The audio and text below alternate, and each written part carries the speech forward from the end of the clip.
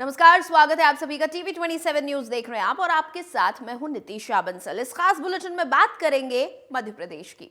सबसे पहले खबर भोपाल से है। भोपाल रेल मंडल को प्रधानमंत्री नरेंद्र मोदी 345 करोड़ की सौगात देंगे। रविवार को वीडियो कॉन्फ्रेंसिंग के माध्यम से देश भर के 550 रेलवे स्टेशन के पुनर्विकास और 1500 रेलवे फ्लाईओवरों के साथ कई अंडरपासों का शिलान्यास और उद्घाटन करेंगे। भोपाल मंडल में 345 करोड़ रुपए की लागत से विकास और निर्माण कार्य किए जाने हैं। इसमें अमृत भारत स्टेशन योजना के अंतर्गत चयनित 5 स्टेशनों खिरकिया, सांची बीना, अशोकनगर, शाहजहांपुर पर कुल 234 करोड़ 29 लाख रुपए की लागत से विकास और उन्नयन कार्य होंगे। अमृत स्टेशन स्कीम में स्टेशन का सौंदर्यीकरण और विकास किया जाएगा। इसमें स्टेशन भवन का पुनर्निर्माण, सुधार, भवन का विकास का काम होगा। स्थानीय कला और संस्कृति के तत्वों के साथ स्टेशन का आंतरिक सौंदर्यीकरण किया जाएगा।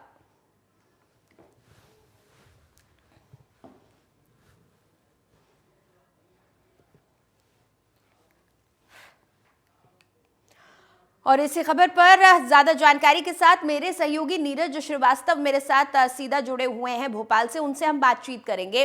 नीरज, अमृत भारत स्टेशन योजना के तहत आज ये काफी बड़ी सौगात मिलने वाली है।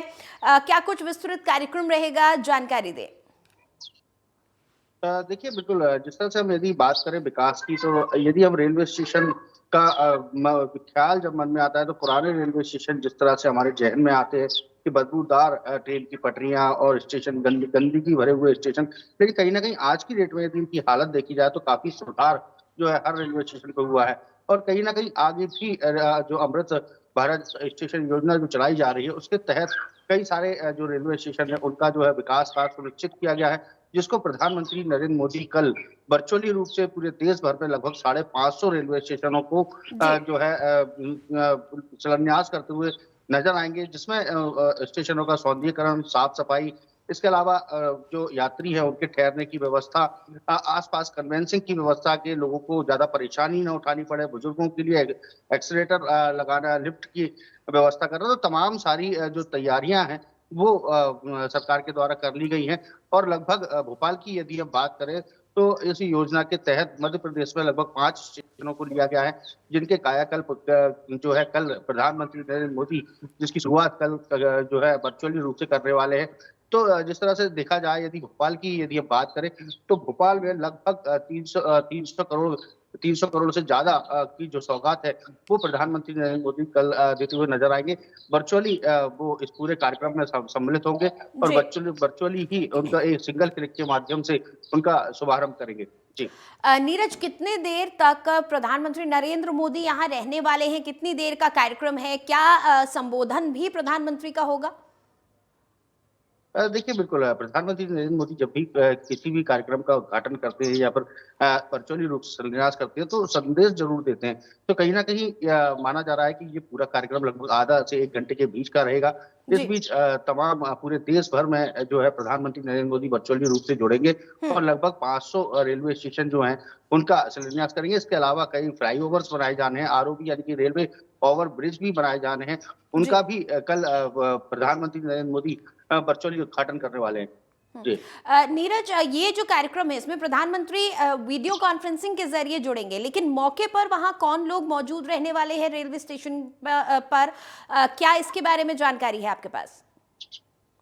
देखिए, बिल्कुल जहां जहां भी रेलवे स्टेशनों का जो है उद्घाटन किया जाएगा वहां पर रेलवे के अधिकारी और कर्मचारी मौजूद रहेंगे। इसके अलावा प्रशासनिक अधिकारी भी वहां मौजूद रहेंगे, कलेक्टर, एसपी भी उस कार्यक्रम में मौजूद रह सकते हैं, क्योंकि कलेक्टर का रहना इसलिए जरूरी है क्योंकि जिस जिले का या फिर जिस भी जहाँ का भी प्रधानमंत्री नरेंद्र मोदी शिलान्यास करने वाले हैं तो कलेक्टर जी। को पहले ये पता रहे कि किस तरह से जो है निर्माण कार्य किया जाना है, किस तरह से उसका सौंदर्यीकरण किया जाना है और आने वाली रुकावटों को किस तरह से दूर किया जाना है। ठीक तो है। कहीं ना कहीं पूरी रेलवे की प्रशासनिक जो बॉडी है जो प्रशासनिक अधिकारी हैं वो इस पूरे कार्यक्रम में वर्चुअली रूप से प्रधानमंत्री के साथ जुड़ेंगे। ठीक है नीरज, आप हमारे साथ बने रहिएगा। तब तक अगली खबर का रुख करते हैं। गृह मंत्री अमित शाह 25 फरवरी को मध्य प्रदेश के दौरे पर होंगे। ग्वालियर चंबल क्लस्टर के चारों लोकसभा क्षेत्रों ग्वालियर, मुरैना, भिंड और गुना की प्रबंध समिति की बैठक लेंगे। वहीं खजुराहो में लोकसभा के बूथ समिति सम्मेलन को संबोधित करेंगे। शाम 6 बजे वो भोपाल में प्रबुद्ध जन सम्मेलन को भी संबोधित करेंगे।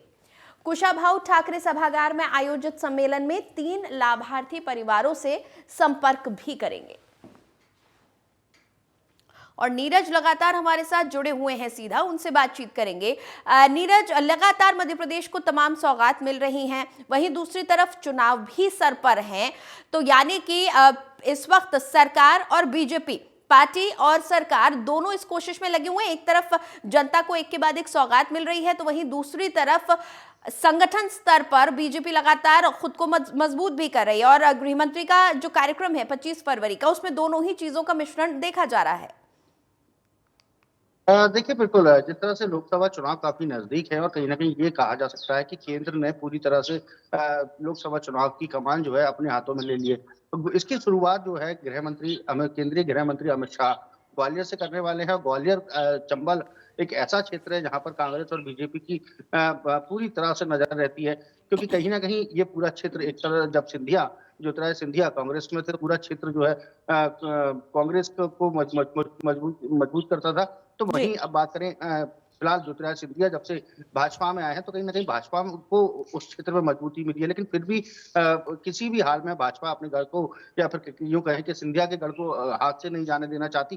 तो केंद्रीय गृह मंत्री अमित शाह कल ग्वालियर सबसे पहले पहुंचेंगे, जहां पर वो जो अलग अलग सीटें हैं, मुरैना, गुना, ग्वालियर, भिंड, यहाँ पर जाएंगे और जो है कार्यकर्ताओं से और पदाधिकारियों से मुलाकात करेंगे। जो चुनाव प्रबंधन समिति के जो सदस्य हैं उनसे उनके साथ जो है बैठक करेंगे। इसके बाद बात की जाए खजुराहो की, तो उसके बाद वो खजुराहो भी जो है उनका दौरा जो है प्रस्तावित है। खजुराहो के बाद भोपाल आएंगे, यहाँ पर वो प्रबुद्धजन वो लोग होते हैं जो किसी न किसी समाज पे या फिर कहीं ना कहीं एक जनाधार रखते हैं, यानी कि उस समाज के प्रबुद्ध व्यक्ति उनको माना जाता है, तो उनके सम्मेलन में शामिल होंगे। इसके अलावा हितग्राहियों की बात करें तो जिस तरह से प्रधानमंत्री आवास योजना है या फिर मुख्यमंत्री आवास योजना है, प्रधानमंत्री नरेंद्र मोदी के द्वारा चलाई जा रही जो योजना है, उनके हितग्राहियों से भी कल संवाद करेंगे और उनको सम्मानित करते हुए कल केंद्रीय गृह मंत्री अमित शाह नजर आएंगे। जी चलिए, शुक्रिया नीरज उस पूरी बातचीत के लिए आपका। और आगे बढ़ते हुए बात अब राहुल गांधी की भारत जोड़ो न्याय यात्रा की कर लेते हैं। दरअसल भारत जोड़ो न्याय यात्रा 2 मार्च को मध्य प्रदेश के मुरैना में प्रवेश करेगी और 7 मार्च को राजस्थान के लिए निकल जाएगी। पूर्व मुख्यमंत्री कमलनाथ, दिग्विजय सिंह सहित पार्टी के वरिष्ठ नेता प्रदेश में पूरी यात्रा में राहुल गांधी के साथ रहेंगे। सोमवार को कमलनाथ छिंदवाड़ा पहुंचेंगे और 2 मार्च को ग्वालियर से यात्रा में शामिल होंगे। उन्होंने कांग्रेस कार्यकर्ताओं से कहा है कि सभी यात्रा में अधिक से अधिक संख्या में शामिल होकर राहुल गांधी का संबल और साहस बने। भारत जोड़ो न्याय यात्रा के दौरान कांग्रेस के पूर्व राष्ट्रीय अध्यक्ष राहुल गांधी प्रदेश में 5 बड़ी जनसभाएं अलग अलग क्षेत्रों में करेंगे।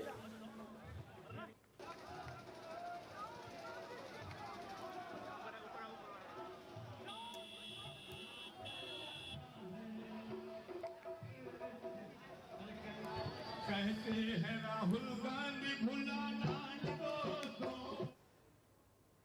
चलिए आगे बढ़ेंगे। मध्य प्रदेश के जबलपुर में Indian academy of maxillofacial surgery के 4 दिवसीय कार्यशाला का आयोजन हितकारिणी डेंटल कॉलेज और Jabalpur hospital and research centre के संयुक्त तत्वाधान में संपन्न किया जा रहा है।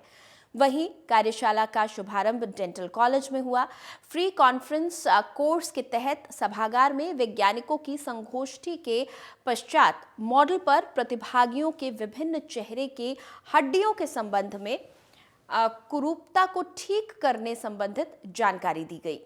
देश से आए स्नातकोत्तर विद्यार्थियों ने इसमें भाग लिया। राष्ट्रीय कार्यशाला के चौथे दिन Jabalpur hospital and research centre में एक कार्यशाला का आयोजन किया गया, जहां कार्यशाला में मरीजों के गंभीर ऑपरेशंस को भी लाइव दिखाया गया। जबलपुर हॉस्पिटल के द्वारा 22 मरीजों को चिन्हित करते हुए उनकी सर्जरी की जानी है। हॉस्पिटल के डायरेक्टर डॉक्टर राजेश धीरावनी ने बताया कि पिछले 26 सालों से ये कार्यशाला जबलपुर में आयोजित हो रही है, जहां Jabalpur hospital and research centre में मरीजों का इलाज और सर्जरी की जा रही है।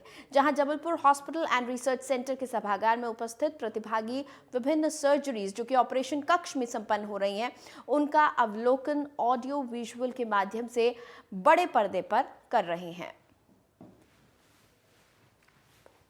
बताया कि यहाँ जबलपुर हॉस्पिटल में आज प्रातः से ऑपरेशंस चल रहे हैं उन गरीब लोगों के जो अदरवाइज़ ये ऑपरेशन करा नहीं पाते हैं, लेकिन इस वर्कशॉप के माध्यम से हम ऑपरेशन कर रहे हैं और उन्हें इन ऑपरेशंस को बड़े पर्दे पर ऊपर ऑडिटोरियम में बैठे हुए हमारे सारे प्रतिभागी देख रहे हैं। लगभग 100 से ऊपर प्रतिभागी हैं ऊपर, जिसमें सीनियर जूनियर सर्जन सभी हैं और जो देश के विदेश के अलग अलग कोनों से आए हुए हैं। इसमें जो पहला केस अभी हुआ वो एक लड़की का जबड़ा जो था, उसके ऊपर और नीचे के जबड़े के बीच में काफ़ी जगह थी और मुंह अच्छे से बंद नहीं कर पा रही थी, उसका ऑपरेशन हुआ। और एक छोटा बच्चा जो 4 साल का है जो अपना मुंह नहीं खोल पा रहा था, उसका एक ऑपरेशन लगभग होने आ गया है, जिसमें उसके दोनों जॉइंट को रिप्लेस करके और कुछ विशेष उसमें मसल्स वगैरह डाल के उसका मुंह खोला गया है। चलिए आगे बढ़ेंगे। बड़वानी शहर की रॉयल टाउन कॉलोनी के वासियों ने नॉर्थ एवेन्यू से रॉयल टाउन के रोड को जोड़ने और आवाजाही के लिए रास्ता निर्माण के लिए कार्य को फिर से शुरू करने की मांग की। इसको लेकर रहवासियों ने राज्यसभा सांसद डॉक्टर सुमेर सिंह सोलंकी को ज्ञापन सौंपा और कहा कि हमें उम्मीद है कि हमारे रोड की समस्या का समाधान हो जाए।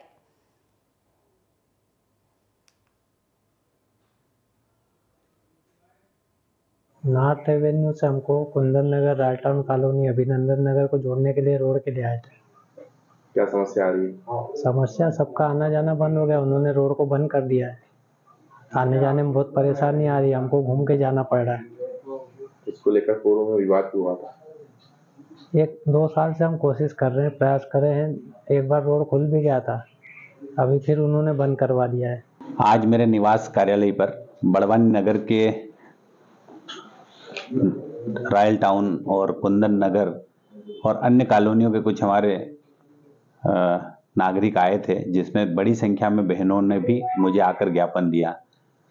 मैंने उस पूरे मामले को देखा और मैंने संबंधित अधिकारियों को पत्र भी भेजा है और निर्देश भी दिए हैं कि टीएनसीपी और जो भी नियम हो गए नियमानुसार उनको रास्ता देने का आवश्यक कार्रवाई तत्काल की जाए। बुलेटिन में खबरें अभी कुछ और भी हैं, मगर आगे बढ़ने से पहले एक ब्रेक के लिए रुक रहे हैं।